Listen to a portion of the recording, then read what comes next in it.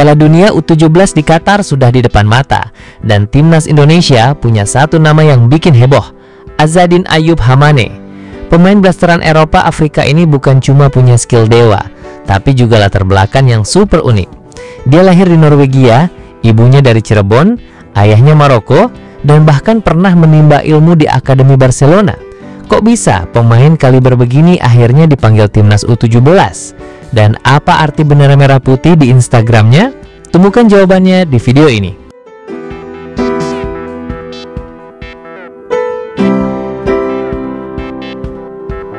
Timnas Indonesia U17 kini tengah bersiap menghadapi Piala Dunia U17 2025 di Qatar. Dari daftar pemain yang dipanggil mengikuti pemusatan latihan TC di Bali, muncul nama menarik, yakni Azadin Ayyub Hamane. Pemain muda berdarah campuran yang mencuri perhatian karena latar belakangnya yang unik dan pengalaman sepak bolanya di Eropa. Azadin Ayyub Hamane lahir di Norwegia pada 28 September 2008. Meski usianya baru menginjak 16 tahun, Azadin sudah menunjukkan potensi besar sebagai pemain sepak bola masa depan. Ia bermain sebagai penyerang untuk tim Elverum Fotball U16, klub muda di Norwegia dengan tinggi badan 164 cm. Garis keturunan Azadin menjadi salah satu daya tarik tersendiri. Ia merupakan blasteran dari dua benua, yakni Asia dan Afrika. Sang ibu berasal dari Cirebon, Jawa Barat, Indonesia, sementara ayahnya memiliki darah Maroko, negara di kawasan Afrika Utara. Dengan latar belakang itu, Azadin memiliki hak untuk membela 3 negara berbeda di level internasional, Indonesia, Maroko, dan Norwegia.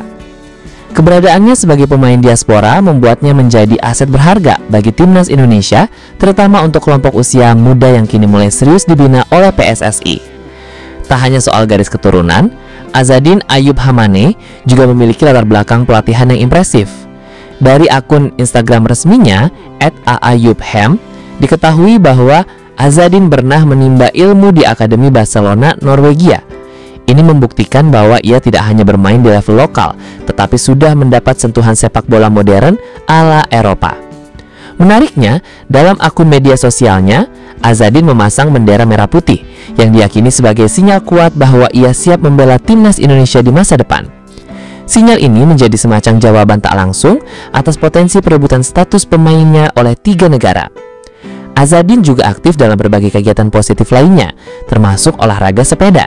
Ia pernah berpartisipasi dalam event bersepeda jarak jauh dari Oslo ke Bergen, membuktikan bahwa fisiknya sangat terlatih dan bugar.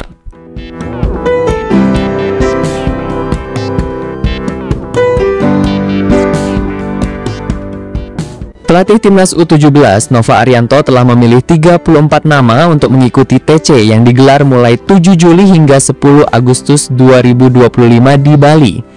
Agenda ini merupakan persiapan menuju Piala Dunia U17 2025 yang akan digelar pada 3 hingga 27 November 2025 di Qatar. Pemanggilan Azadin menjadi kesempatan pertama baginya untuk menunjukkan kualitasnya langsung di bawah pengawasan tim pelatih. Meski masih muda, ia akan berhadapan dengan para pemain terbaik dari seluruh Indonesia dan juga diaspora lain yang dipanggil. Pemanggilan pemain diaspora ini untuk melihat dan menilai potensi mereka, apakah bisa bersaing dan berkontribusi di tim, ujar Nova Arianto dalam pernyataannya. Status kewarganegaraan Azadin memang unik, karena lahir di Norwegia dari orang tua berbeda kewarganegaraan, ia memegang paspor Norwegia dan secara hukum juga bisa mewakili Maroko serta Indonesia. Hal ini membuatnya menjadi rebutan potensial di masa depan, tergantung kepada negara mana yang paling cepat dan serius mengembangkan potensinya. Dalam konteks ini, pemanggilan oleh timnas Indonesia menjadi langkah awal yang penting dan strategis untuk mengamankan jasa Azadin. Indonesia U17 dipastikan tergabung di grup H Piala Dunia U17 2025 telah hasil drawing yang diumumkan FIFA pada 26 Mei 2025.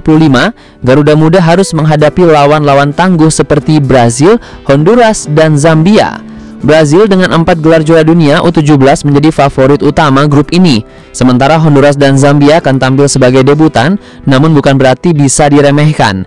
Masuknya pemain diaspora seperti Azadin diharapkan bisa memperkuat lini serang dan memberikan variasi permainan kepada tim besutan Nova Arianto.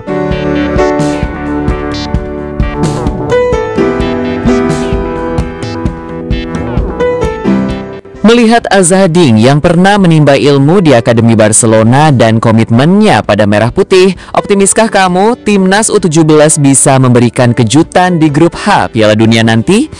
Mana nih yang paling kamu harapkan dari Azzahdin Ayyub di Timnas U17?